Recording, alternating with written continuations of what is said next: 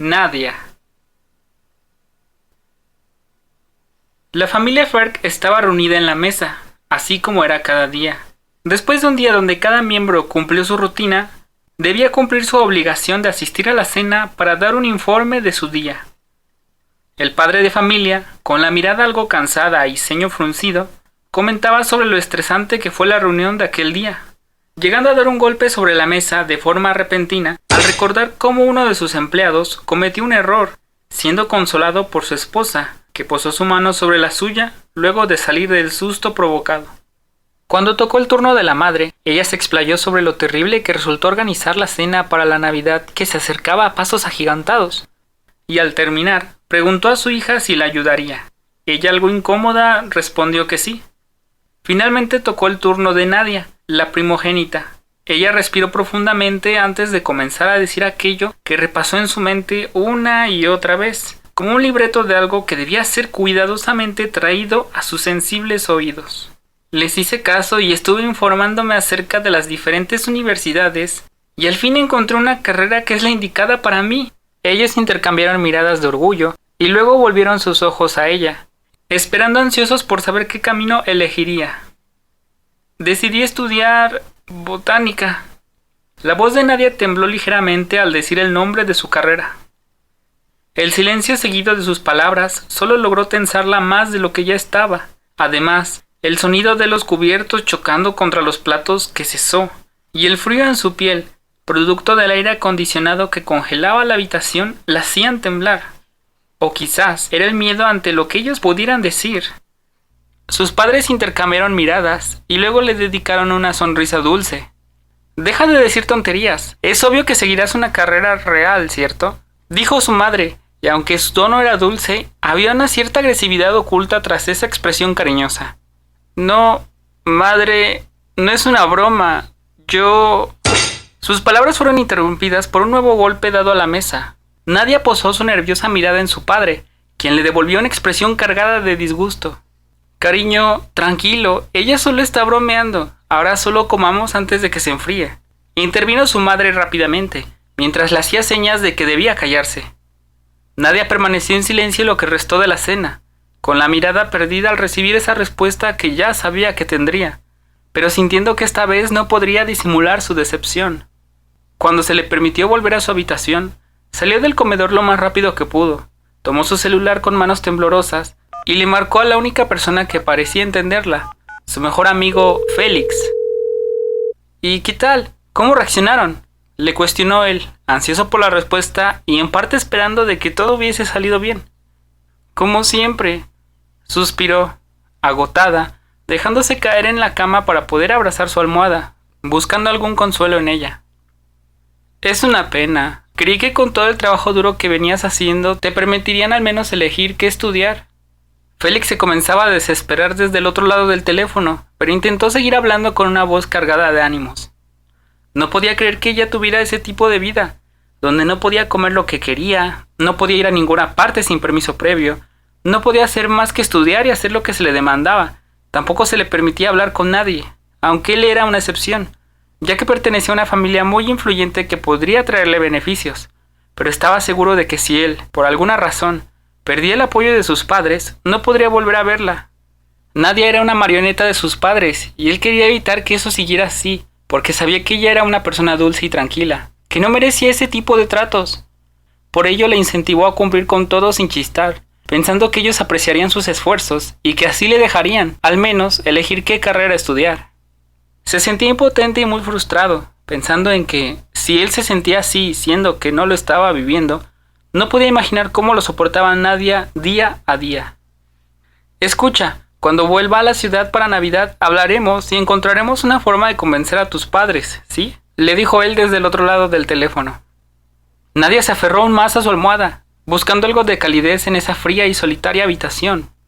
«Entonces vendrás en Navidad». Nadia parecía cabizbaja, quería que Félix estuviera allí, con ella, pero sabía que él tenía sus responsabilidades que atender y que debería dejar de abrumarlo con sus dramas. «Te prepararé algo de comer, seguro vendrás con el estómago vacío porque no quisiste comer en el avión». «Gracias, en unos días te llamaré, pero si sucede algo no dudes en llamar. Contestaré sin importar dónde esté, ¿de acuerdo?». Lo haré. Cuídate mucho y buenas noches, dijo Nadia antes de cortar y dejar que sus lágrimas mojaran su almohada. Los días siguientes la joven primogénita acompañó a su madre, escuchándola hablar sobre los hijos de los demás, humillando a los pobres jóvenes por no ser como su amada y perfecta hija, como si ellos fueran nada más que sucios insectos que se arrastraban sin rumbo alguno. Era una tortura para ella que su madre hablara así, pues muchos de los defectos que ella resaltaba no eran una excepción en Nadia. Sabía que no lo hacía con mala intención, o quería creer que no era el caso. El resto de sus compras siguió a su madre cual sombra, dejando que sus insultos soltados por ella hacia otros se clavaran en su pecho. Respiró profundo e intentó aguantar el resto de sus días en la gran y espaciosa casa familiar, que bajo los adornos y luces que dotaban el ambiente de algo mágico como la Navidad, escondían las imperfecciones de su familia. Se resguardó en su habitación, escapando del vacío de su hogar, admirando las luces de colores que decoraban su ventana, mientras unos villancicos, un tanto toscos y hasta violentos, comenzaron a sonar, mezclándose con lo que parecían ser el tintineo de unas campanas, sonando una tras otra, que hacían eco desde la habitación de sus padres hasta llegar a la suya, sonando muy familiares, como el ruido de un vaso de vidrio rompiéndose en pedazos en el suelo, llegando a provocar que, mientras sus labios sonreían, de sus ojos se deslizaban gotas silenciosas, como una lluvia sobre su corazón. Pronto también escuchó al hombre de barba blanca salir por una de las puertas, imaginando que con su costal estaba andando torpemente por la casa, golpeando las paredes y muebles, pero no se asomó a verle para verificarlo. Era ya casi una adulta, sabía la verdad detrás del cuento y la magia de la Navidad, pero aún tenía miedo. Por su seguridad se quedó allí, siendo protegida por la oscuridad de su cuarto y las tenues luces que dibujaban un arco iris centellante.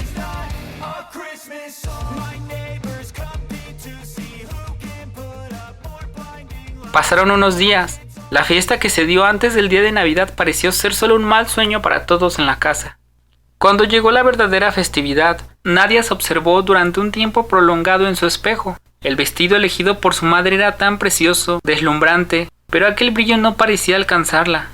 Emitió una risa al compararse a sí misma con un árbol al que le colocan adornos, logrando que su risa lograra relajar un poco su tensión. Abrió su cajón y sacó de allí varias cosas. Los primeros eran 2 sobres con cartas, una para sus padres, otra para Félix. La tercera se trata de una caja mediana, envuelta en papel de regalo, con una etiqueta que declaraba que aquello era para su amigo. Tomó la caja, dejando las cartas sobre su escritorio antes de salir hacia el comedor donde sus padres le esperaban. Al llegar y no encontrarlos, dejó el regalo de Félix bajo el árbol y se marchó en su búsqueda. Supuso que estaban en su habitación, y ese parecía ser el caso, pues la puerta estaba entreabierta, logrando filtrar sus voces hacia afuera. «Será el mejor regalo que podrá recibir», escuchó decir a su madre, logrando que se congelara en su lugar y se ocultara tras la pared. Necesitaba saber de qué hablaban, pues aquellas palabras le generaron una mala sensación. «Tienes razón, gracias a nosotros nuestra hija será alguien y la alejaremos de esos pensamientos idiotas que ese niño le ha metido en la cabeza», agregó su padre. «Exacto, será una abogada de renombre y no una don nadie como los demás jóvenes de su edad. También le agregué una operación de nariz, realmente la necesita». Nadia, al oír aquello, llevó su mano hacia arriba, buscando tapar aquella parte de su cuerpo inconscientemente. Sus padres reían en conjunto, sin saber que ella estaba del otro lado, desmoronándose. «Querida, ¿qué sería de nuestro tesoro sin nosotros?», exclamó su madre. «No sería nadie». Nadia suspiró y lentamente comenzó a caminar hacia su habitación, a paso lento, casi tropezando ante su andar torpe. Cuando logró llegar, tomó su celular y mandó un mensaje a su mejor amigo. «Creo que ya no puedo aguantarlo más. No vengas a cenar, no estaré en casa. Gracias por todo, te quiero». Hecho aquello, tomó sus audífonos, su móvil y salió de casa en completo sigilo. Caminó por las calles de su barrio, con una expresión tranquila y decidida. Sus vecinos no pudieron verla, pues estaban encerrados en sus casas preparándose para el brindis de medianoche, así que nadie interfirió. Llegó al puente abandonado, aquel que solía visitar con Félix cuando eran niños, admirándole desde lejos. Con torpeza logró trepar la colina de tierra para llegar a él, viendo sus partes faltantes y maderas podridas que rechinaron de forma horrible cuando sus pies las tocaron. Se sentó en el borde, admirando desde las alturas el vacío bajo sus pies. sintiendo el aroma de la tierra mojada por el rocío de la noche, la humedad y las plantas. La canción que se reproducía en sus oídos parecía acompañar el momento a la perfección, invitándola a dejarse llevar por sus pensamientos. Suspiró antes de ponerse de pie y quedar justo al borde, con su mirada clavada en el horizonte, abandonando su agarre del fierro en el que se había apoyado antes, sintiendo el viento acariciar su piel y viendo cómo las luces de la calle iluminaban la lejanía, pensando si acaso sería su pase a la libertad. Decidida, dio un paso hacia adelante, pero algo raro sucedió. La caída nunca llegó, más bien había quedado suspendida en el aire, como si flotara.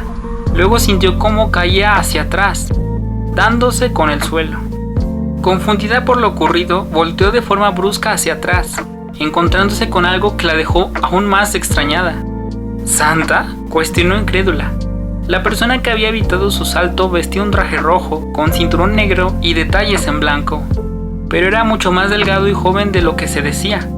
No lograba verle bien debido a la poca iluminación del lugar, así que se acercó de nuevo al borde, buscando mantener distancia. ¿Acaso perdiste la cabeza? ¿Querías morir?, cuestionó furioso y agitado, dejándola congelada ante tal hostilidad viniendo de un ser mágico que debería de amar y ser dulce con los niños. Fue entonces cuando notó los ojos llenos de reproche que se posaron en ella y entendió qué sucedía. «Félix», murmuró su nombre y el horror llegó a su expresión. «¿Por qué estás aquí? Tú no...». Ahora no podría hacerlo. Las lágrimas salieron sin control de ella, aún estando en el suelo. Apoyó sus manos en la crujiente madera, dejando caer su cabeza hacia abajo, frustrada y agotada. Las cartas habrían sido para nada. Su determinación se había ido por la borda. Félix, al verla así, se acercó para abrazarla fuertemente. «Siento llegar tan tarde. ¿Por qué no me llamaste? ¿Por qué tuviste la idea de dejarme solo? ¿Por qué querías morir?» «Porque nada cambiaría», vociferó ella con la voz rota para luego sollozar aún más fuerte. «Sí cambiaría, porque yo no planeaba dejar que sigan tratándote así. Haría todo lo posible por acompañarte y ayudarte, porque eso hacen los amigos. Así que por favor, no te rindas ahora», le suplicaba él, con lágrimas asomándose por su mirada, mientras le invitaba a moverse de aquel lugar, extendiendo su mano hacia ella. «No quiero perderte, no quiero que mueras. Por favor». Ella tomó su mano, sin abandonar su lugar, dejando que el tenso silencio lo rodeara un momento. «Yo no quiero morir», reveló y nuevamente rompió a llorar.